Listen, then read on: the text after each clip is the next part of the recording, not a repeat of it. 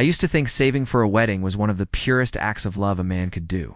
It wasn't about the money. It was about the promise behind it. Every extra shift I took, every late night balancing numbers, every time I skipped buying something for myself, I did it with one image in mind, her walking down the aisle toward me. That single vision pushed me for 5 years. 5 years of discipline. 5 years of sacrifice. 5 years of dreaming about the day we'd finally start our life together. And for the longest time, I believed she dreamed of it too. Her name was Maya. Warm smile, soft voice. The kind of person who cried at movie proposals and believed in destiny, or at least, that's who she was when I met her. When she said yes to my proposal 2 years ago, I thought I was the luckiest man alive. Started planning little things early. Her idea of flowers, my idea of music, her dream venue, my dream menu. We talked about everything except how much it would all cost, because I wanted to take care of that part. I wanted to give her the kind of wedding that made her eyes shine, so I saved. Quietly, consistently, faithfully, a little from every paycheck. My annual bonuses, even half of the inheritance my grandfather left me. I created a separate joint wedding account, told her she could check it any time. She always said, "I trust you, baby. You're so good with money. I don't want to stress over it." I liked hearing that. It made me feel appreciated, needed, dependable. I didn't know then that trust was a one-way street in our relationship. Things started changing slowly, so slowly I didn't recognize the signs until it was too late. It began about 6 months ago. Maya started becoming distant. Nothing dramatic at first. Just little shifts in her behavior, the kind you only notice when you love someone deeply. She started coming home later. Work was crazy today. She started hiding her phone. My battery's dying. She started wearing perfume to places she never used to. It just makes me feel good. I told myself she was just stressed. Her company was going through a restructuring. She had new responsibilities, longer hours. I didn't want to seem insecure, so I let it slide. But there was one night, one very specific night, when something inside me whispered that something was wrong. I was sitting on the couch, finalizing a savings target spreadsheet for the wedding. When she walked into the room, I looked up and said, "Hey love, check this out. I think I finally reached the number we talked AB." She froze. Completely froze. Her smile disappeared instantly. Her face went pale. Her eyes darted straight to my laptop as if I'd opened something I wasn't supposed to. I'll never forget the fear in her expression. "Maya, what's wrong?" I asked. Her voice trembled slightly. "Oh, I just thought maybe we should. Maybe not look at the money stuff tonight." I had a long day. I didn't push. But her reaction stayed with me. Why would she look scared of me checking the wedding savings? Why would money numbers bother her? Later that night, she cuddled closer than usual. She kissed me softly. She whispered, "I love you so much. Please don't ever doubt that." I didn't know it then, but that was her guilt talking. Guilt always tries to fix what the truth is preparing to break. A month later, she changed again. More secretive, more tired, more emotional. Then one morning, she sat beside me on the bed, grabbed my hand and said with trembling lips, "Baby, I think I might be pregnant." My heart exploded. My mind went blank. I felt joy, pure, uncontrollable joy. I pulled her into my arms. I kissed her forehead. I told her everything would be okay, but we'd figure things out. That maybe we could even move the wedding earlier. But she didn't smile. She didn't look happy. She didn't look scared either. She looked trapped. At the time, I thought she was just overwhelmed. But now I know what that expression really was. The look of someone who had made a mistake and didn't know how long they could hide it. The most painful part of betrayal isn't the moment you discover the truth. It's the moment you finally notice the clues you ignored. Her sudden mood swings. Her unexplained absences. Her whispered phone calls in the hallway. Her refusing intimacy because she didn't feel good. Her checking the wedding account without telling me. All of it was there. All of it was warning me. But I was too in love, too loyal, too ready to build a life with her, to see the storm forming behind her eyes. If I had listened to my instincts sooner, maybe I would have saved myself. But love makes fools out of the best of us. And I was about to learn just how deep betrayal can cut when it comes from the woman you plan to marry. The morning after Maya told me she might be pregnant, she acted softer than usual, almost too soft. Every time I walked past her, she reached for my hand. Every time I looked at her, she smiled too quickly. Every time I stood still for even a second, she hugged me. It felt sweet at first, till it didn't. Because sweetness that suddenly appears without reason is not sweetness. It's panic wearing perfume. I ignored the uneasiness. I chose to believe she was just emotional about the pregnancy. It was normal, right? But a few days later, something happened that pulled at my instincts again. I was sitting at the dining table, updating the wedding budget spreadsheet, when Maya walked in. She froze when she saw the numbers on my laptop. "Hey," I said softly. "I'm just adjusting the venue costs." "Ethan," she interrupted, voice too calm to be natural. "Why do you always check the wedding account?" I blinked. "What do you mean?" "I manage our finances. I always have." She wrapped her arms around herself, a nervous gesture I'd never seen before. I don't know. It makes me feel guilty that you're doing all the heavy lifting. Maybe I should be in charge of the account for a while." Her request felt off. Very off. "You want to handle the savings?" I asked, surprised. "Yeah, I think it's fair." "You've done so much." I studied her carefully. She couldn't meet my eyes. "Maya," I said slowly, "are you worried I'll judge you for spending something?" Her head snapped up. "What? No? Of course not. I would never touch that money." I hadn't accused her of anything. But guilty people hear accusations everywhere. Her voice cracked. I just want to feel involved." I reached for her hand and kissed it gently. "You are involved, but this account, it's for our future. I want to protect it." Her shoulders relaxed, not in relief, but in resignation. She gave up to icily, as if she realized she wouldn't get access. That should have been the moment I dug deeper. But love, as usual, blinded me. The next few weeks were tense. Maya stopped joining wedding calls. She skipped dress selection day. She postponed cake tasting. She claimed work was overwhelming. She was exhausted. That her hormones were all over the place. Meanwhile, her phone became another person in our relationship. Always face down, always on silent, always glued to her hand. Once, when she was in the shower, her phone buzzed repeatedly. 5 messages in a row. The name was hidden. Just a gray circle and a number. I didn't touch it. I didn't read anything. Something cold tightened in my chest.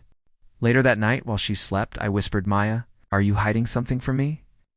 She shifted in her sleep and curled into me, murmuring, "I love you, Ethan." And that was enough to silence my suspicion temporarily. Then came the first major financial red flag. I checked the wedding account one morning and noticed the balance was slightly lower than usual. Not by a lot. Just enough to make me frown. $200 missing. I thought maybe it was a small auto payment, a bank fee, a transfer I forgot about. So I asked her casually later that night, "Hey babe, did you use the wedding account for anything?" Her reaction was too fast. "No, I wasn't accusing. I was asking." "Okay," I said gently. "Maybe it was me. I'll check again." She nodded too quickly, too sharply. I smiled to ease the tension. She forced a smile back. That was the beginning. 2 days later, $50 disappeared. A week later, $300. Then another $150. Tiny withdrawals. Small enough to avoid suspicion. Small enough to appear harmless. But they weren't harmless. They were breadcrumbs leading to a truth I didn't want to see. Around this time, Maya also began picking subtle fights. "Why don't you trust me? Why do you always check the account? Why are you so controlling?" None of these arguments made sense. I wasn't accusing her of anything. I wasn't restricting her. I wasn't doubting her. But she felt attacked anyway. That's when I learned something important. The guilty defend themselves against battles you never planned to fight. One night after another tiny withdrawal, I confronted her gently. "Maya, are you sure everything is okay?" "No." "You've been acting different, and there are small deductions in the wedding account." Her face went blank, then defensive. "I told you I didn't take anything. Why don't you believe me?" "Maya, I didn't say you took. You don't trust me," she whispered, tears welling up. "You think I'm lying? You think I'm stealing?" "No," I said softly, holding her face. The weeks that followed were strange. Maya wasn't the woman I fell in love with. She was a shadow of her. A version built out of stress, secrets, and something else I couldn't name yet. She became more emotional, more sensitive, more unpredictable. One minute she was clinging to me like we were inseparable, and the next she was cold, withdrawn, and unreachable. I told myself it was because she might be pregnant. Hormones, stress, fear. But when someone's love changes overnight, it isn't hormones, it's loyalty shifting. One afternoon, I came home early from work. I wanted to surprise her. I planned to cook dinner, run a bath for her, and talk about our future child, the baby she told me she might be carrying. I walked into the apartment quietly. Her voice drifted from the bedroom. She was on the phone. I didn't mean to eavesdrop, but I froze when I heard her tone. Soft, fearful, desperate. I said I would figure it out. Please don't do this to me now. Silence. No, you don't understand. Can't just tell him. More silence. Yes. I know the money is gone. Told you I didn't have a choice. I stepped back accidentally and the floor creaked. Her voice stopped instantly. Maya? I called out. A moment later, she rushed out of the room, fake smile plastered on her face. Hey, you're home early. She hugged me, but her hands were shaking. Who were you talking to? I asked softly. She froze for half a second, just half, then recovered. Oh, just my cousin. She's dealing with some drama. Lie. Clear, sharp, sloppy lie. But I forced a smile. Everything okay? She nodded too quickly. Yep, perfect. Absolutely perfect. But her eyes were red, her cheeks were flushed, and her phone was clutched in her hand like it contained a bomb. That night, she came to bed late. She slid under the covers, wrapped her arms around me and whispered, Ethan, do you love me? Her voice was so small it broke something inside me. Of course I do, I said, kissing her forehead. And something happened? Something unexpected? Would you still love me? My heart tightened. Maya, what are you talking about? She shook her head quickly. Nothing. I'm just being emotional. Can you just hold me? And I did, for hours, until she fell asleep. But I didn't, because her question wasn't random. It was a warning disguised as insecurity. The next morning, she looked exhausted. She moved slowly. She cried twice over nothing. She flinched every time her phone buzzed. Then, while I was making coffee, she walked up behind me and whispered, We need to talk. My stomach dropped. I turned around slowly. She looked terrified. Ethan, I took a test. My heart began pounding, and I whispered, Positive? Negative? Was I about to be a father? She swallowed hard and handed me a small plastic stick. I stared down at it. 2 lines. Positive. My throat tightened, and all I could do was breathe out. Maya, we're having a baby. She burst into tears. But not tears of joy, tears of something much darker. She nodded and collapsed into my arms, sobbing so loudly it echoed in the kitchen. I held her, whispering reassurance. I'm here. We'll figure it out. I love you. I love our baby. Everything will be okay. But she didn't respond. She cried harder. Her body shook violently. That wasn't how a woman reacts when she shares pregnancy news with the man she loves. That was how someone reacts when they're handing over a truth they never wanted to give. For the next week, she changed completely. Some days she was affectionate, holding my hand, kissing my cheek, resting her head on my chest. Other days she avoided me completely, locking herself in the bathroom, crying silently in the shower, flinching when I touched her shoulder. I asked gently, Maya, what's going on? Is something wrong with the pregnancy? She shook her head violently. No, nothing's wrong. I just need time to adjust. But she wasn't adjusting. She was unraveling. One night she whispered, Ethan, what if this isn't the right time? What if we're not ready? What if I placed my finger on her lips gently? Maya, I want this baby. I want our future. I want you. But she cried harder. No, you don't, she whispered. You don't know the whole story. Those words became knives inside my mind. The whole story. What whole story? But every time I tried to ask, she shut down. Every attempt, every question, every moment of gentle encouragement ended with, Please don't push me, Ethan. I didn't know it then, but she wasn't scared of pregnancy. She was scared of the truths pregnancy revealed, and the truth was coming, sooner than she expected, sooner than I was ready for. because lies have expiration dates. And hers was about to expire in the worst way possible. When people talk about heartbreak, they usually describe emotional pain. But the first time my heart cracked, it wasn't because of love. It was because of a number. It's a number that shouldn't have changed. A number I checked every Sunday morning like a sacred ritual. Our wedding savings account. 5 years of effort, 5 years of discipline, 5 years of hope.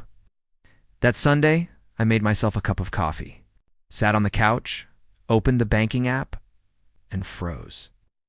The balance was wrong, very wrong. I rubbed my eyes, refreshed the page. No change. I refreshed it again and again. Reality didn't shift. $38,000, 5 years of sacrifice, was now $21,000. $17,000 gone overnight. My body turned cold. I checked the transaction history with shaking fingers. There it was. A transfer I never made.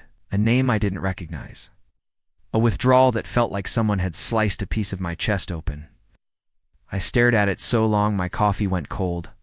After a full minute of disbelief, I called out softly, "Maya?" She walked out of the bedroom, hair messy, eyes tired. "What's wrong?" she asked groggily. I didn't raise my voice. I didn't accuse her. I simply turned the screen toward her and whispered, "What is this?" Her reaction was instant. Too instant. Her eyes widened. Then she blinked hard, forcing her face into confusion. "Babe, I don't know. What am I looking at?" "This transfer," I said quietly. $17,000. It's gone. She frowned. "From the wedding account?" "Yes." She stared for 3 seconds too long. Then she gasped dramatically. "Wait, oh God, Ethan, I think my cousin used my login." Lie, a sloppy lie. It's the kind people invent when they're caught and unprepared. "Maya, your cousin doesn't have access." I might have given it to her once you didn't." "Okay, but maybe she remembered the password." "Stop," I said gently. She froze. I wasn't angry. I wasn't shouting. But the quietness in my voice made her tremble. "Maya, please tell me the truth. Where did our wedding savings go?" She wrapped her arms around herself, eyes darting everywhere except at me. I swear it wasn't for anything bad." "My cousin really needed help, Maya," I repeated. "You don't have a cousin with that name." She stopped breathing. I watched her break slowly, piece by piece, her shoulders sagging, her lips trembling, her eyes filling with tears, but her voice still lying. "Ethan, I didn't want to bother you with family problems. I thought I could fix it. I'll put the money back with what?" The question slipped out before I could stop it. She shook her head like a child desperately trying to escape consequences. "I'll figure it out. Just please don't be mad. Please don't yell." I wasn't yelling. I wasn't even moving. I just sat there staring at the woman I planned to spend my life with as she fell apart under the weight of her own secrets. "Why didn't you tell me?" I whispered. She covered her face. "I was scared of what?" "That you'd hate me." "I don't hate you," I said softly. "But I don't understand you." She sobbed harder. "I didn't want to ruin everything. Not the wedding. Not us." Out. She dropped onto the couch beside me, crying into her hands, body shaking. If I didn't know the truth yet, I almost would have believed this performance. I wrapped my arm around her shoulders, gently rubbing her back. "Maya, whatever's happening, we can fix it together. Don't lie to me." She nodded quickly. Too quickly. "I won't lie," she whispered, her voice cracking, but she already had. And she would lie again. Because this wasn't just a missing money problem. This was the first domino. That night she clung to me desperately, crying herself to sleep while whispering apologies. I held her, comforted her, told her I wasn't angry, and I wasn't. Not yet. But something inside me had shifted, a hairline fracture in my trust. Tiny, invisible, but deep. The next morning I checked the account again. The money was still gone. But something else changed too. Maya didn't try to touch me, didn't try to hug me, didn't say I love you. Instead, she avoided eye contact, walked around me like a ghost, and left the apartment without breakfast. On her way out, she whispered, "I promise I'll fix it. Please don't give up on us." I didn't answer. Not because I didn't want to, because something told me the real betrayal. It hadn't even started yet, and I was right. because money disappearing was nothing compared to what I was about to discover next. The man behind the missing money, and the baby that wasn't mine. When trust breaks, it doesn't shatter loudly. It cracks slowly, quietly, until one day the whole structure collapses with a single touch. For me, the collapse began with a bank notification. A small one. Just a line of text. Simple push alert. But that single alert changed everything. The second withdrawal. 3 days after Maya insisted she would fix the missing $17,000, my phone buzzed at work. $1,200 withdrawal from joint wedding account. My stomach dropped. This wasn't tiny like the previous odd amounts. This was deliberate, purposeful, and it wasn't me. I stepped out of the office, walked to the parking lot, and sat in my car with trembling hands. $1,200. Gone. After she promised she didn't use the account, my pulse hammered in my ears as I opened the banking app. The transaction details showed. Transfer to A.R. Mercer, a name I didn't recognize. Not family, not a vendor, not anything connected to us. I felt something go cold inside me, the kind of cold that doesn't come from fear, but from recognition. Something was deeply wrong. The phone call. I called Maya immediately. She answered on the third ring, breathless. "Hey, babe. I'm in a meeting, can I call you back?" "Who is A.R. Mercer?" I asked quietly. Silence. Dead silence, Maya. I don't know," she finally stammered. "Maybe the bank made a mistake." "Banks don't make mistakes that transfer $1,200, I said. She inhaled sharply. "Ethan, please, not now. I'll explain everything later, okay? Busy." Then she hung up. Hung up on me. I stared at the screen, heartbeat echoing like a drum. Busy. I had never heard her use that tone with me before. Cold, irritated, panicked. That's when I decided something. I wasn't waiting for explanations anymore. I was going to find the truth. The receipts when she came home that evening, her eyes were red and her face puffy. She'd been crying, but not enough to look innocent. She hugged me too tightly. "Kiss me," she whispered against my neck. Her affection was not love. It was fear. While she showered, her purse sat on the couch. A small corner of a folded paper peeked out. For the first time in our relationship, I went through her things. A single decision that split my life into before and after. Inside the purse were crumpled receipts, ATM slips, a folded paper with handwriting, a hospital bill. My hands shook as I opened each one. Receipt number 1, a hotel bar tab not in her name. 2 drinks, a late-night charge. Date matched the week she claimed she was at a friend's house crying about pregnancy stress. Receipt number 2. Baby store purchase prenatal vitamins. Not unusual, except it wasn't from the store we usually shopped at. Receipt number 3. A $600 cash withdrawal slip from the same day I saw her crying in her car about work. Then the worst of them all. Receipt number 4. A hospital ultrasound bill. But the patient name was not hers. My breath caught. The name read, Aiden R. Mercer. R. Mercer.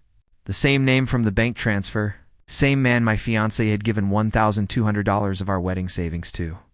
The same man whose ultrasound bill she paid for. The man whose baby she might be carrying. The message, my hands were sweating as I unfolded the final paper, a handwritten note.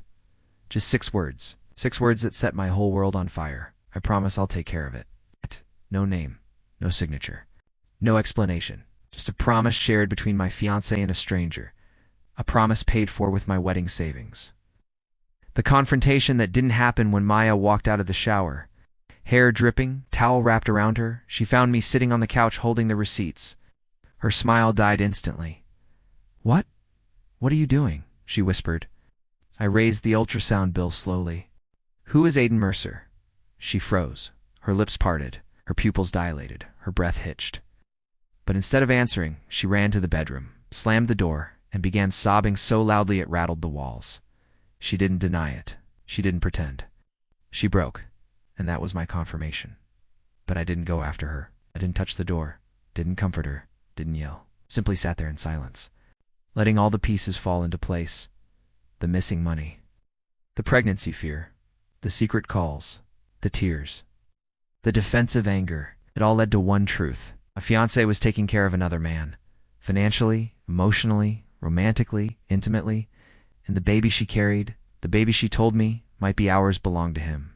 When someone betrays you, you expect the truth to come with noise, shouting, fighting, slamming doors. Out. But real betrayal doesn't sound like war. It sounds like whispering behind closed doors.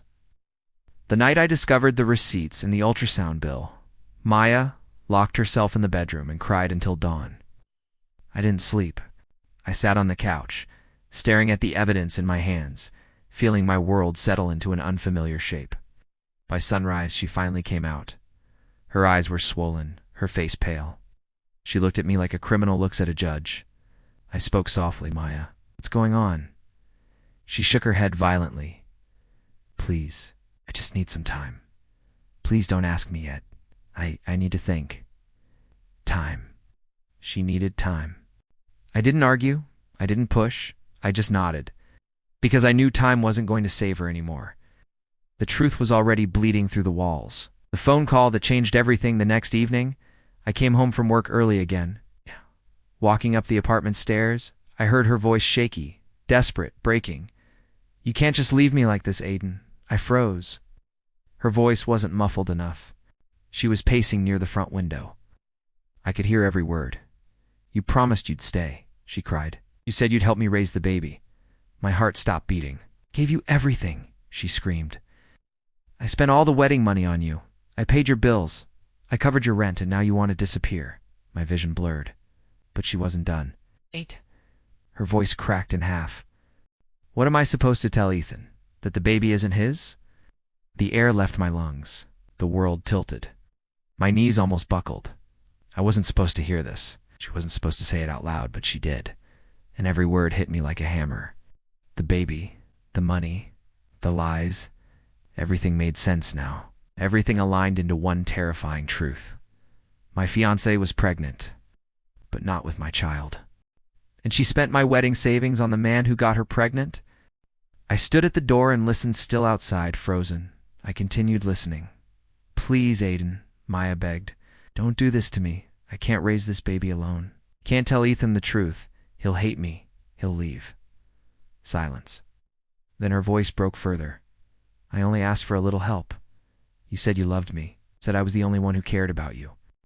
I gave you everything. Why are you abandoning me now? Another silence. And she whispered the words I needed to hear. I told Ethan the baby might be his. He believes me. Please don't ruin this for me. The sound that came out of me wasn't a breath. It was a wound. I leaned back against the stair rail, trying to stop myself from collapsing. She lied to me. She lied about the baby. She lied about the money. She lied about everything, and all of it. All of it was to support a man who didn't even want her. I entered the apartment. When I finally walked inside, she was still on the phone. She turned toward the door and froze. Her face, the shock, the horror, the guilt, told me everything. She dropped the phone. It clattered on the floor. Her lips parted. Ethan, how long have you? Long enough, I whispered. She started shaking.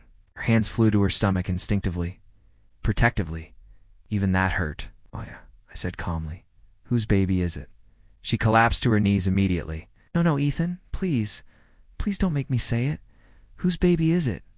My voice wasn't loud. It wasn't angry. It wasn't threatening. It was empty, hollow. A dead voice from a living man. She sobbed, shaking violently. It's Aiden's. My heart cracked. Not loudly, but quietly, like ice splitting under weight. Her confession didn't bring anger. It brought clarity. A cold, terrifying clarity. I knelt down slowly and picked up the ultrasound bill. He paid his medical expenses, I said. She nodded, crying harder. And his hotel? Another nod. And his rent? A sob. And you gave him $17,000 of our wedding savings? She shook her head desperately and grabbed my hand. No, I didn't give it to him. I loaned it. I thought he'd pay me back. I thought he'd stay with me. I thought. I pulled my hand away. Her tears landed on the floor like broken glass. She crawled toward me on her knees, grabbing my leg. Ethan, please. Please don't leave me. I messed up. I made a mistake. I didn't mean to fall in love with him. That sentence hit harder than any confession. I stepped back. She collapsed completely. The sentence that ended us. I looked at her, this woman I saved for, planned a life with, And I said the words that had been sitting on my tongue since the stairwell. You didn't fall in love with him, Maya. You fell in love with hiding from me. She sobbed so hard she choked on her breath. But I didn't comfort her, because now I finally understood. Her betrayal wasn't an accident, a long, deliberate choice. People think the hardest part of betrayal is discovering the lie. It's not. The hardest part is listening to the truth from the mouth of someone you once trusted with your life. When Maya collapsed in front of me, sobbing uncontrollably, I felt nothing. No anger, no rage, no heartbreak, just emptiness. A cold silence swelling inside me. Ethan, please. She choked out, crawling toward me on her hands and knees. Please don't look at me like that. I didn't move, didn't blink. Tell me everything, I said. She flinched at my voice. Not because it was loud, but because it wasn't. It was calm, terrifyingly calm. She wiped her face with trembling hands and whispered, I didn't mean for it to happen. I didn't react. I didn't comfort her. Start from the beginning, I said softly. Tell me how you met him. The affair. She stared at the floor. He works at my office. He was new. He was charming. He understood me. Her voice broke. He made me feel special, appreciated. And I was stressed with wedding planning. And you were always working. And I felt alone. Blame. Even in confession, she needed a place to put her guilt. So you slept with him, I said quietly. She buried her face in her hands. Yes, yes. But I didn't mean to. We were drunk. It was a mistake. I regretted it the next morning. I leaned down slightly. When did it start? She looked up with shattered eyes. 4 months ago. 4 months, while I saved money. While I planned our future. While I dreamed of our wedding. And how many times? Her lips trembled violently. I don't know. I inhaled sharply. Try, she sobbed. 7, maybe 8. Sometimes at his place. Sometimes business trips. My stomach twisted. Were you in love with him? She shook her head immediately, too fast to be true. No, Ethan, I wasn't. I swear, Maya, I said calmly. You told him you loved him on the phone yesterday. She froze. Her face turned white. I was scared he'd leave me. I didn't mean it, I swear. But I wasn't listening anymore. My mind was already dissecting her words. The money?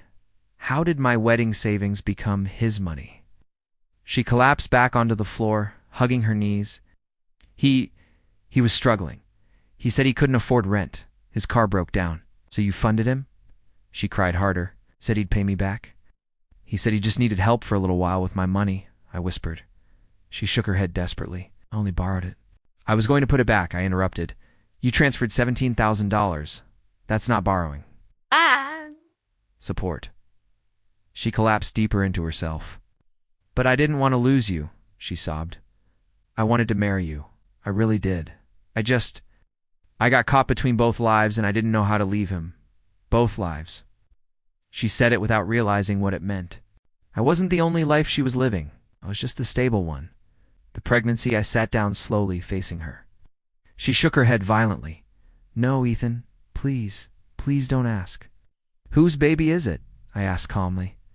She pressed her hands to her stomach as if shielding the child from truth. I'm so sorry, she whispered. Maya, whose baby is it? Her voice cracked open like glass. Aiden's. I didn't breathe. Couldn't. She reached for my hand, desperate. I didn't know how to tell you.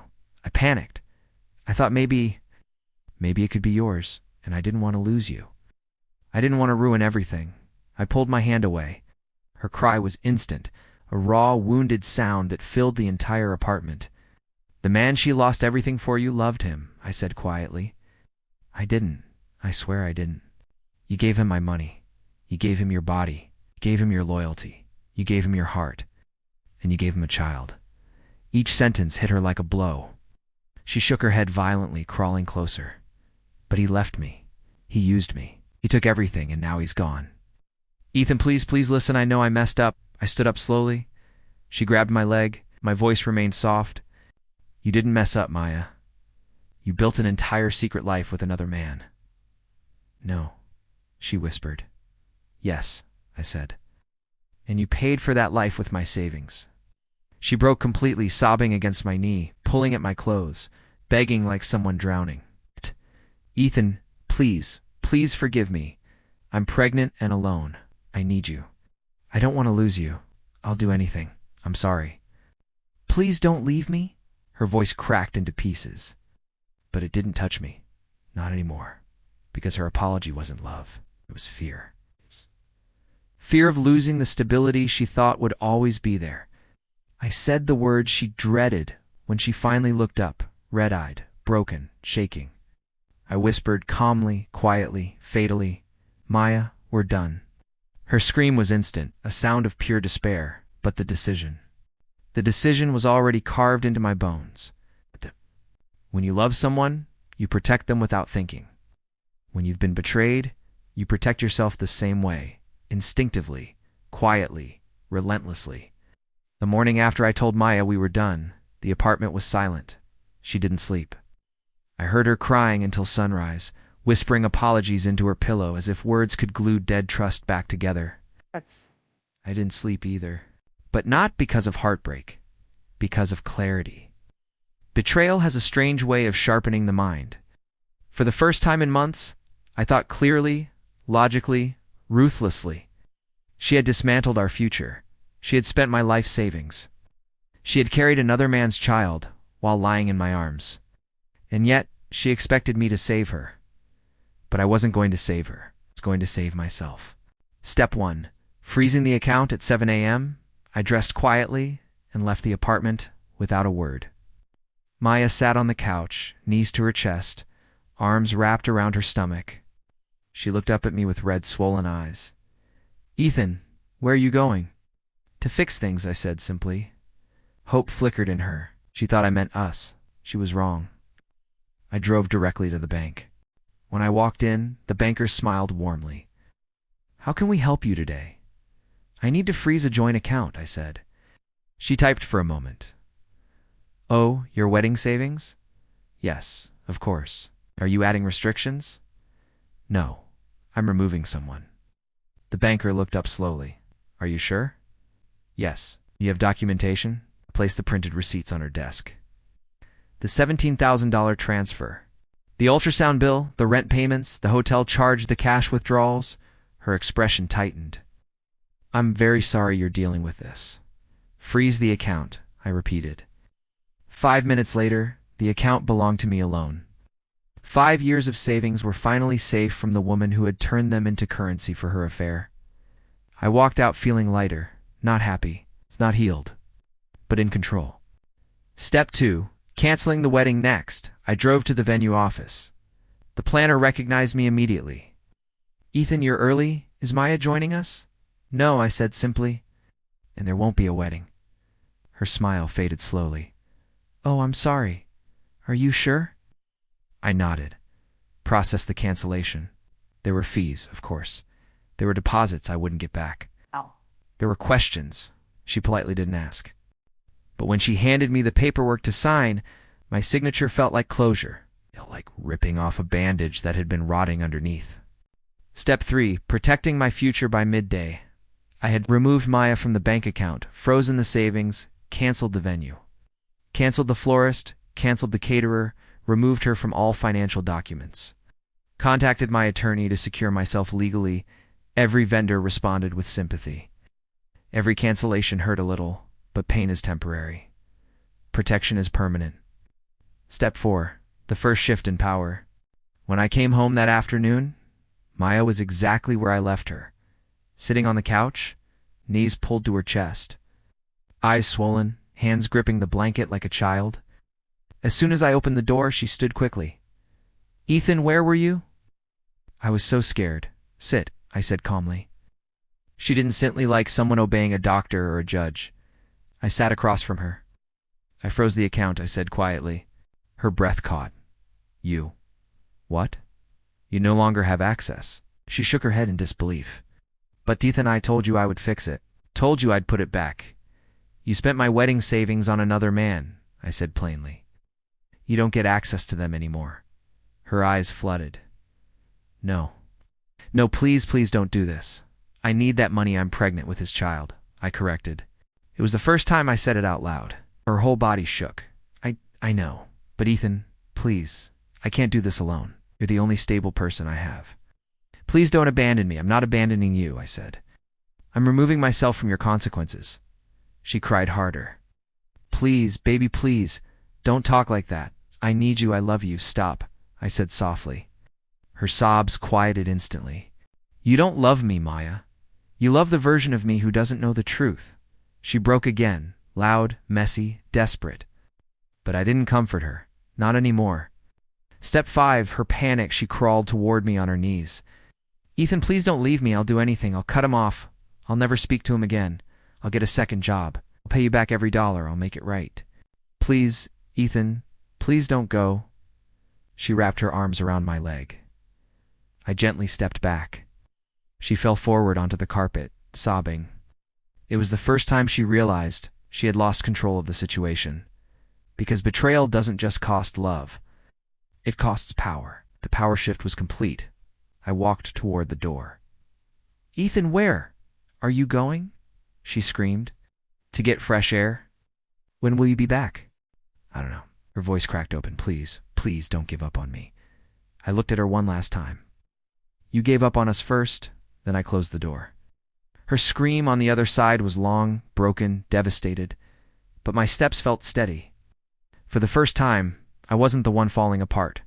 When I returned home, the apartment was dark, not quiet dark. The kind of darkness that feels intentional, as if the person inside wants to disappear. I found Maya sitting on the floor in the hallway, knees to her chest, head resting against the wall. The moment she saw me, her face crumpled. Ethan, she whispered, voice raw. You came back. She stood shakily and rushed toward me, not to hug me, but to hold on to me like someone clinging to the edge of a cliff. Her hands grabbed my shirt. I'm sorry. I'm so sorry. Please, just give me a chance. Please talk to me. I gently removed her hands from my chest. Maya, I said quietly, we need to end this. She shook her head instantly, violently. Wait, no, please don't say that. I can fix this.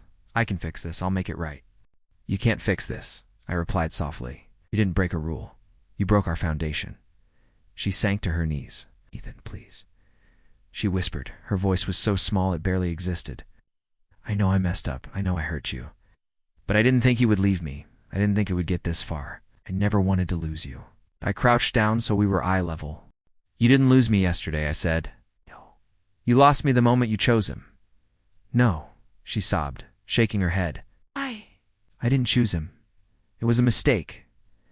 Mistakes don't last for months, I said calmly. Mistakes don't involve hotel rooms. Out. Or rent payments. Or secret calls. At. Or a positive pregnancy test that isn't mine. She covered her mouth, choking on her own breath.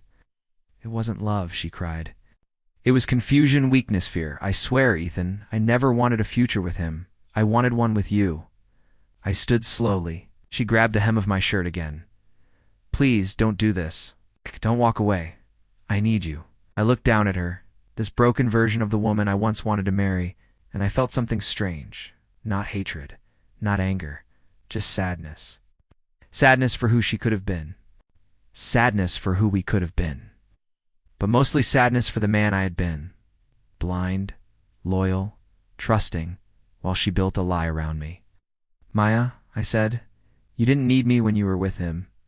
You didn't need me when you spent my savings on him. You didn't need me when you stayed in his bed. You didn't need me when you let him put a child inside you. Her sobbing turned into a quiet, broken whimper. But I need you now, she whispered. That was the cruelest part of betrayal. The guilty only need you when the person they replaced you with abandons them. The ring. I walked into the bedroom, opened the drawer, and pulled out the engagement ring. When I returned, she stared at it as if it were a ghost. No, she whispered. Please don't. Please don't take that off. Please, Ethan. I placed the ring gently on the floor beside her, not thrown, not dropped, placed, symbolic, final, calm. You don't get to wear something built on lies, I said. She reached for the ring with trembling fingers, but I covered it with my hand first. She looked up, eyes full of hope. Does this mean no? I said softly. This means goodbye. Her entire body collapsed. She sobbed into her palms, shoulders shaking violently, crying like someone losing a part of themselves. And in a way, she was. Not me, but the version of me she relied on. The man who would fix everything, forgive everything, save her from everything. That man was gone. Final words, I don't know how to be without you, she whispered from the floor. You should have thought about that, I replied. Before you tried to build a life with someone else while keeping me as the backup. She cried harder. I loved you, she whispered. You loved what I gave you, I answered. Not who I was. Her head lifted slowly, eyes desperate. Will you ever forgive me? Yes, I said. Hope flashed in her expression for exactly 1 second. Then I added, but forgiving you doesn't mean staying with you. She froze. I continued, I can forgive the mistake, but I can't rebuild trust in a home that burned down. She reached out toward me. I stepped back. Her hand hung in the air, shaking. Goodbye, Maya, I whispered. She broke, collapsed, cried louder than she ever had, cried until her voice vanished. But I didn't waver. I walked to the door, opened it, stood there one last moment, and said the final sentence she ever heard from me. Take care of your baby. It deserves honesty, even if we never had it. Then I stepped out and closed the door on everything we used to be. When I walked out of that apartment for the last time, I expected the world to feel heavy, but it didn't. It felt quiet. Still, strangely. Clean, betrayal leaves a film over everything. Your thoughts, your dreams, your memories. But walking away from it felt like rinsing off in cold water after drowning for too long.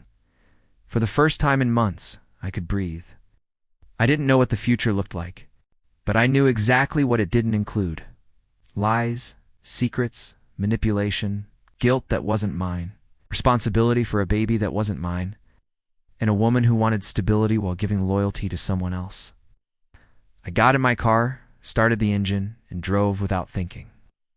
Not to escape, but to reclaim the parts of me she had slowly chipped away. The aftermath, I stayed at a hotel that night. Not because I needed space, but because I needed peace. The next morning, I saw 3 missed calls from Maya, then 5, then 12, then a voice message. Ethan, please come home. Please talk to me, I'm scared. Please don't leave me alone, I'm sorry. I'm so sorry I didn't listen to the rest.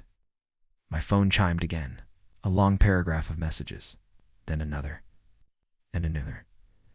By noon, they weren't apologizing anymore. They were panicking. He blocked me. He changed his number. He said he doesn't want to be involved. I don't know what to do. Please, I need you. Put the phone down. It wasn't cruelty. It was closure. Because I realized something. I wasn't the man she reached for when she loved. I was the man she reached for when she fell. And I refused to be the emergency exit. From a fire she started. Her karma begins 2 days later. Her sister called me. She didn't yell. She didn't blame me. She simply said, Ethan, Maya told us everything. We're shocked. We didn't know she was living a double life. I stayed silent. She's staying with us now, her sister continued. She hasn't stopped crying. Aiden won't speak to her. His family blocked her. And, well, her job found out. I closed my eyes. Her company had strict policies on workplace relationships, especially between employees and supervisors. What happened? I asked quietly. Oh, she's suspended, her sister whispered. Possibly fired. They're reviewing everything. I didn't smile, I didn't gloat. But karma arrived fast. You don't spend someone else's savings on the man you cheated with and walk away unscathed. Life isn't that unfair, even if love sometimes is. Our final exchange a week later, she sent me one last message. I'm keeping the baby. I don't know how to do this alone. I don't know how to be a good mother. And I know this is all my fault. I just want to say, you were the best thing that ever happened to me. I ruined everything. You didn't deserve any of this. I'm sorry. Goodbye. I read it twice. Then I replied, I hope you heal. I hope the baby gives you purpose. We're done, Maya. We'll never revisit this. Take care of yourself. That was the last time we ever spoke. Moving forward, healing wasn't instant. Some days I woke up angry. Some days I woke up numb.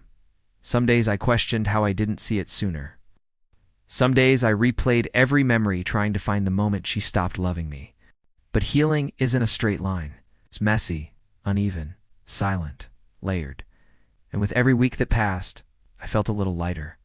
I picked up old hobbies, reconnected with friends, went back to the gym. Cooked meals I always meant to try. Life slowly became mine again, not shared, not weighed down. Mine. The lesson one day, months later, I sat in a cafe, watching an older couple share a slice of cake, and laugh like teenagers. And it hit me. Love isn't proven by sacrifice. Love is proven by loyalty. I sacrificed for Maya. I saved for her. I planned my future around her. But she never chose loyalty. And without loyalty, love is just theater. Beautiful, rehearsed, hollow. Where I am now, sometimes people ask, do you regret loving her? And the answer is no. Because healing didn't just teach me how to move on. It taught me how to choose better. I've grown. I've learned to listen to my instincts. I've learned that silence can reveal more truth than confessions. I've learned that no amount of love can save someone who doesn't choose to be honest. And I learned something else. Betrayal does not break you. It rebuilds you, sharper, clearer, stronger, wiser. The final truth: Maya had her baby. It wasn't mine. It never would have been. She's raising the child alone, working again, stable in her own way. I don't hate her. I don't wish her pain. But I don't wish to return either, because walking away wasn't losing her. It was finding myself again. And sometimes that's the only ending a broken love story needs.